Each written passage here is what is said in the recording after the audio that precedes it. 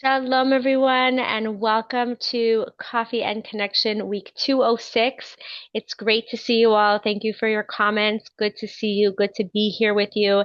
And I'm really excited for this week's topic because this is something, these issues, these questions, these comments, I get them very regularly. They're things that sometimes you may experience, you may not experience.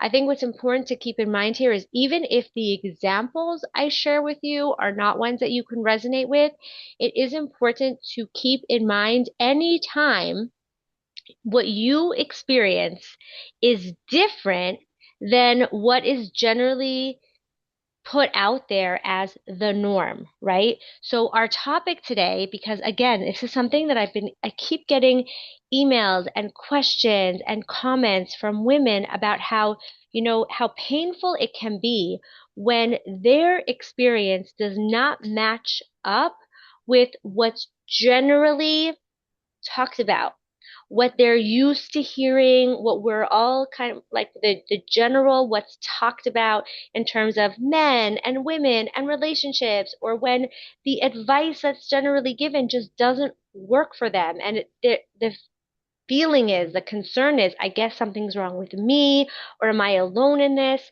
And what I really want you all to know is that very often in those situations, no, you're not alone. There are other women, hundreds, thousands, hundreds of thousands of women who are experiencing what you're experiencing. And we have to remember that even if the general practice or the general what's talked about is A and you're experiencing B, it doesn't mean that no one else experiences what you're experiencing. It just might not be what the majority is experiencing.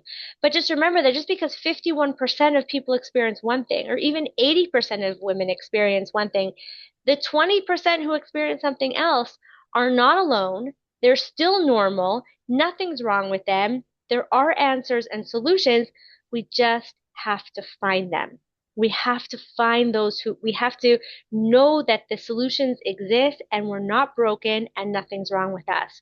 And it's very important to have this awareness. It's very important to know that just because what people talk about doesn't work for you, it doesn't mean that you're broken. So what I want to talk about today is just three of many, but three of the ways that I hear women question am I okay? Is my relationship hopeless? Is there something wrong with me? Is there something wrong with my husband? Am I alone? When what they're experiencing is counter what they often hear or are always hearing talked about in different classes and courses and shiurim and different things that are going on. So let's start with number one. Number one, very often, what do we hear talked about? We hear, what to do when you don't really have so much desire and your husband wants sex more than you do, when he's more interested than you are. How do you handle that? How do you handle your desire? And I'm here. I am standing here firmly confirming the fact that there are many women who have the opposite experience. There are many women who have their desire is fine. They're interested. They are excited. They want to be with their husbands. And it's their husbands who are not always so interested. It's their husbands who they feel like are not, they're not into it.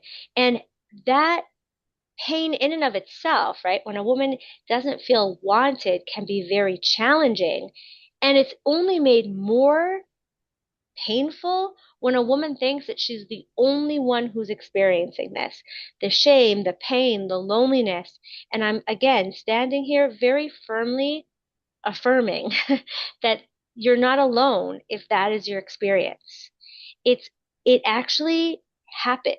It's actually way more common than you think. And it's important to know that over the course of our lives, and there can be different stages where one has more, I'm not even going to say it this way. Let me put it this way. This is the way I like to say it. No matter how much desire, libido, interest, one person has, no matter where you are on the scale, the person you're married to is always going to have either more or less than you do. It's basically impossible to be matching exactly.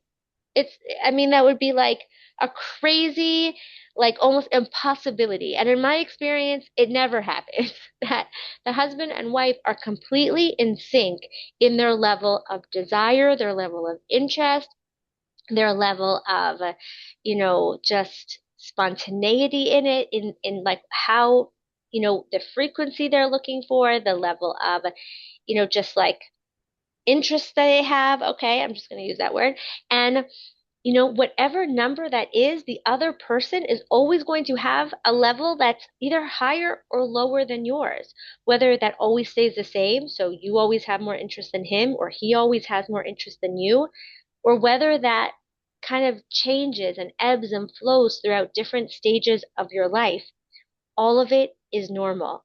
For whatever reason, it doesn't generally seem to match, and it's important to know that it's normal and therefore how to deal with it. But when you are the one, if you as a woman feels like you have more desire than your husband, and you're feeling like, why isn't my husband interested? Or why do I have to be the one to initiate? I'm here promising you that you are normal. I'm here promising you that there are solutions. I'm here promising you that it's important that it's talked about and that you have a way to get guidance, to know that there are tools. I definitely talk about these tools in my programs. I definitely have worked with so many women on this topic and looked at what's going on in their relationship so that they don't have to feel alone and they don't have to feel unwanted, and they can create a sense of rhythm in their relationship. I'm standing here today to tell you that you are not alone if you are experiencing this, that it is normal and there are solutions. The number two thing that many women think something is wrong with them because their experience goes against the grain of what they're hearing everybody talk about is that there's been this, it's a big trend these days. It's a big thing that's talked about in the, peace in the home community, which is this idea that if a woman is mavater, if a woman is giving, if a woman is open to receiving, if a woman is loving and gentle and respectful and calm and all the things she's supposed to be, then her husband is just going to, no matter what he's like, no matter what his personality, no matter how, difficult he can be, no matter how not so loving and tender and caring he is, if a woman tunes in to that giving and receiving side of herself, oh my gosh, he is going to be a different person. He's just going to suddenly want to give to you. He's just suddenly going to completely show up for you the way that you want. By the way, tell me if any of these are resonating. Just put 1, 2, and we'll get to 3 in the chat. You can send it to me privately. You can put it in the comments, whatever you want to do. I just want to know which of these, if any, are resonating with you. So I'm getting some yes with the 2. Okay, good. So this is so common, and let me tell you why. Because on the one hand, it does sound very nice, and sometimes women will start to see that originally, like their husbands feel a sense of like, oh, you're not fighting with me, oh, you're more open to me, great. But what happens is that if what is going on between the two of them, 1 and 2, thank you, if it's going on between the two of them is a pattern where the person who, you know, is unhappier gets what they want, or if the person who yells the loudest gets what they want, or if there's a pattern of one person always like giving in and being mavater and so the other one just kind of like that's going to become a pattern. I go into this so much in my programs just because this is one of my favorite patterns to break. This is something that is so powerful in the shift that it can make. It's amazing. What we have to know is that patterns are being created in our relationships. And so if you're in a situation where you're giving and giving and giving and just expecting your husband to be like, oh, she's giving so much to me, I'm going to give back to her, and he's not, it's not because you're doing anything wrong. It's not because he is not a good guy. It's because you're stuck in a pattern. You're stuck in an unhealthy pattern. You're stuck in a dysfunctional pattern. You're stuck in a pattern that is not leading to either of you being in the relationship that you really want to be in. And so it doesn't mean anything's wrong with you. It means you need to use the tools in a way that is going to not only be giving to your husband, but also be giving to you and changing the pattern, shifting out of the unhealthy pattern, because it doesn't just go away if you're in an unhealthy pattern, which most of us do get into when we get married, because we're all trying to do our best, and we're working with very little information. We don't know what relationships are about. We think, especially if you go into it thinking you're just going to give and you're going to be caring and loving and everything's going to work out. What you don't realize is you may be creating a pattern where you're being expected, it to give in. And the one who gets upset is the one who gets what they want because the other steps into, I'm going to make him happy. And so if that's what's happening, it's not going to change anything to keep giving. I'm not saying it changes anything to become nasty. That's also, or to stop giving. There's a way to break the pattern. There are solutions. It's important to know that it's not, that there's nothing wrong with you and there's nothing broken in your marriage if that in and of itself does not turn your husband into the softie you've always wanted him to be.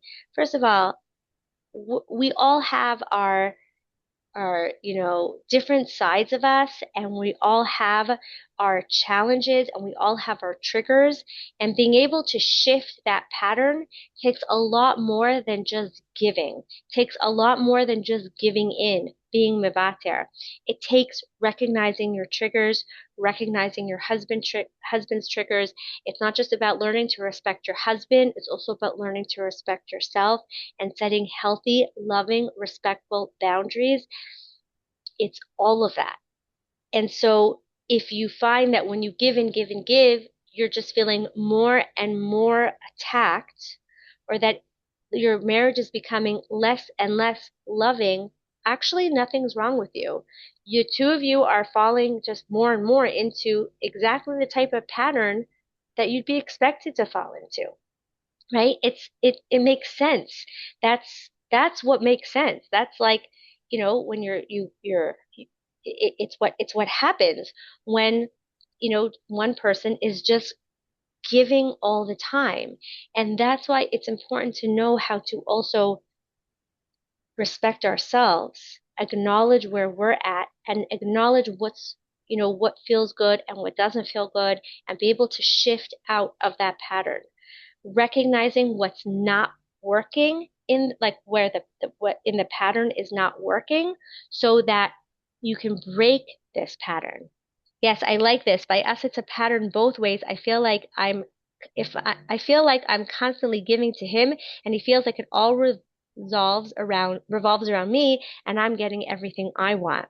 So probably that pattern is going both ways, right? You each feel like the other one, if you the other one, you always have to give in to the other. And while on the one hand it sounds so nice, like you're just giving and giving and giving, at the same time, if that comes with resentment, or if it comes with the other person not even realizing it, right? It's just happening that it's all becomes, only one person becomes the focus of the relationship, or the focus of the relationship means keeping people happy. You're not actually being real with each other. You're not actually creating a healthy relationship of communication and love and respect. You're creating a relationship based on fear. You're creating a relationship based on, what can I do to make sure that the other person doesn't get upset? Does that resonate? And if we're giving from that place, if we're giving so that the other person will give to us, well, that's control, right? If we're giving so that the other person will see how amazing we are and want to give to us, that's manipulation. If we are giving and just thinking that just the act of giving is going to cause the other person to be a giver themselves, is that actually the culture that we're creating? Is that actually the pattern that we're going into, right? And by realizing that there's nothing wrong with you if you're in that pattern. It's psychology. It makes sense. It's how our brains work and like trying to keep things safe. And it's how I'm like taking like hours of content and coaching and trying to condense it into just a few minutes. But what it's so important to understand that it's a pattern. And just being nice is not going to break the pattern. What's going to break the pattern is realizing the pattern and shifting into a new pattern that really serves both of you and can make you both happy. How does that sound? Wow, thank you. It's so clear. That's so great. Thank you for sharing your comments. And let's go into my number three. What I want to share today as the number three um, point that is, we can think something's wrong with us because it's so different than what everyone else is talking about.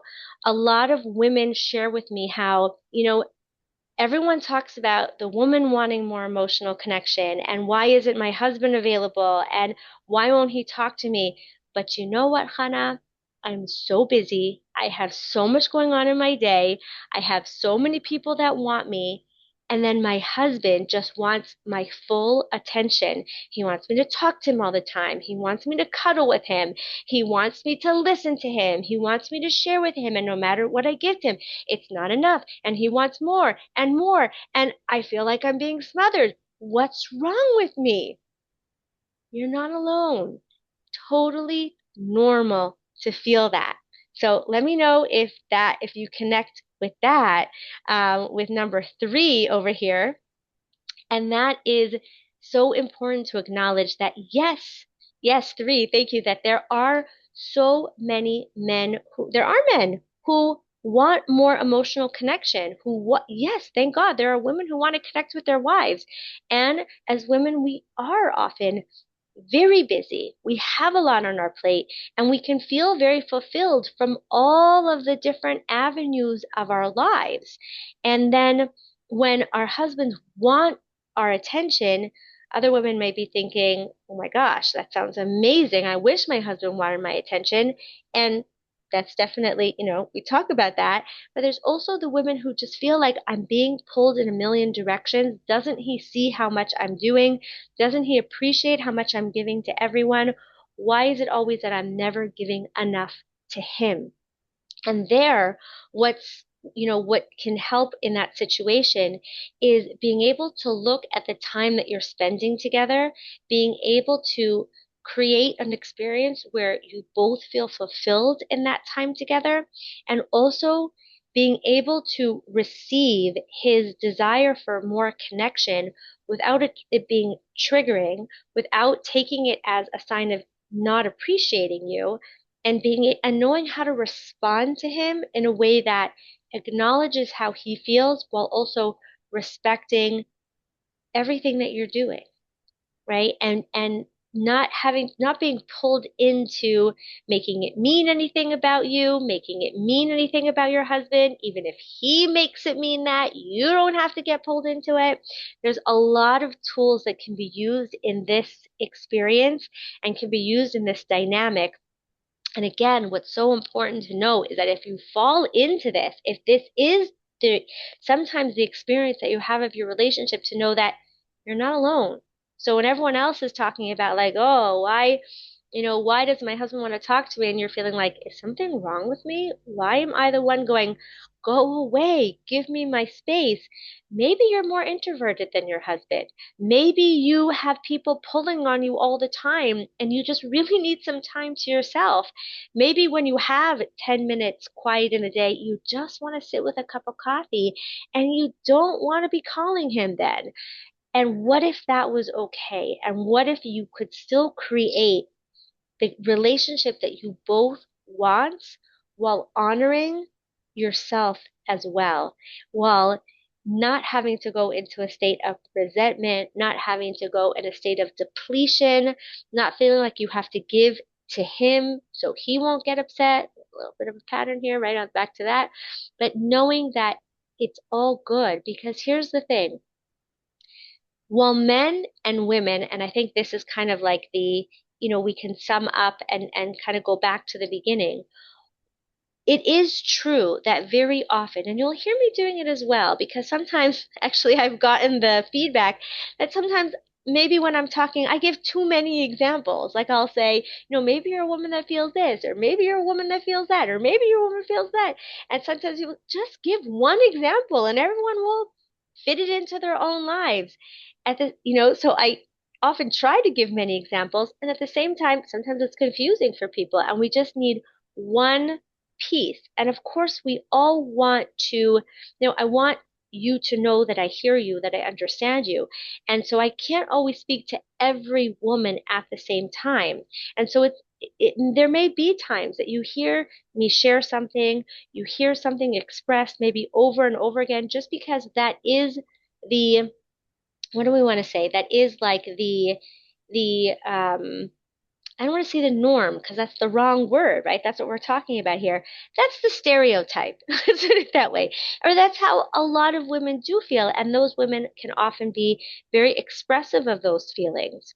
And what I'm always standing here to support you in is that if what you feel is different than the norm, then what's considered the norm, sorry, in quotations, that's also okay. Why? Because nobody fits exactly on the male female dynamic or on the introvert extrovert scale or on the emotional logical way of thinking. We all are our own mix. We all have our own personality. We all have our own experiences.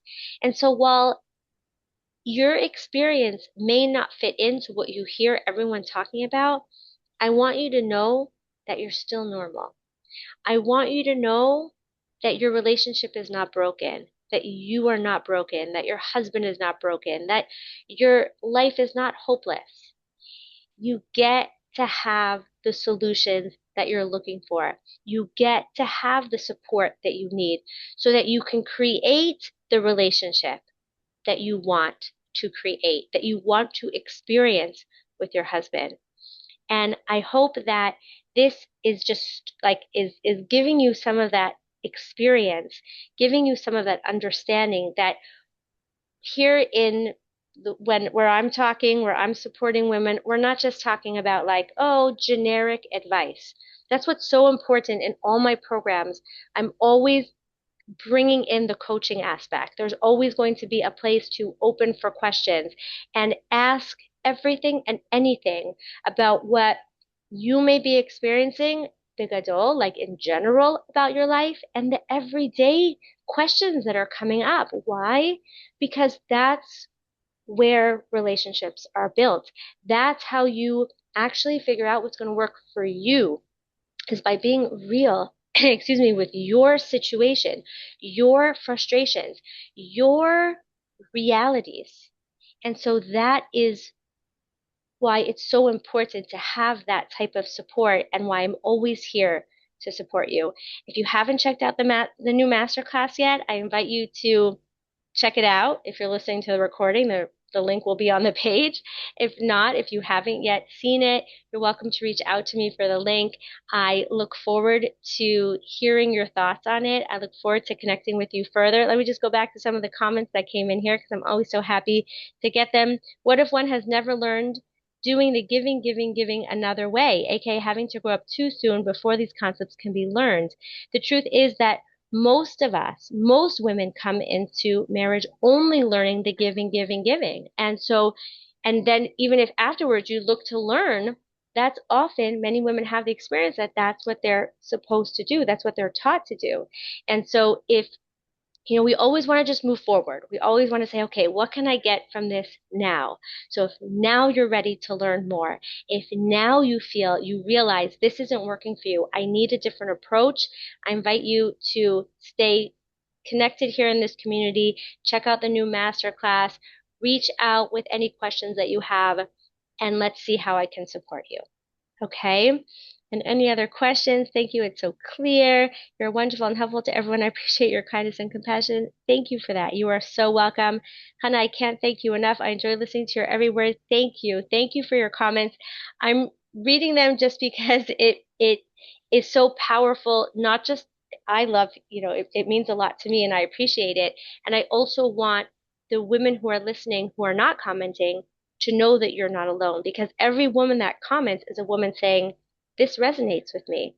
And so even if you're sitting here thinking, I must be the only one that feels this way, she must be only talking to me. No, I did a Coffee and Connection episode on it. There's other women here who connect to this, and I'm here for you. We're all here together looking for answers and getting clarity on how to move forward in the realities that you're in. So if you'd like to continue in this topic, if there's, wait, what about this? Is this true?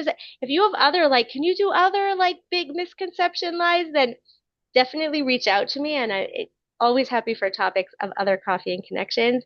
And thank you, thank you, thank you for your reflections. Thank you, great insight in such a clear way. Thank you for sharing that. I look forward to seeing you all next week. Always look forward to hearing from you. Until then, may we all be blessed to live, love, and be loved with all our hearts. Goodbye for now.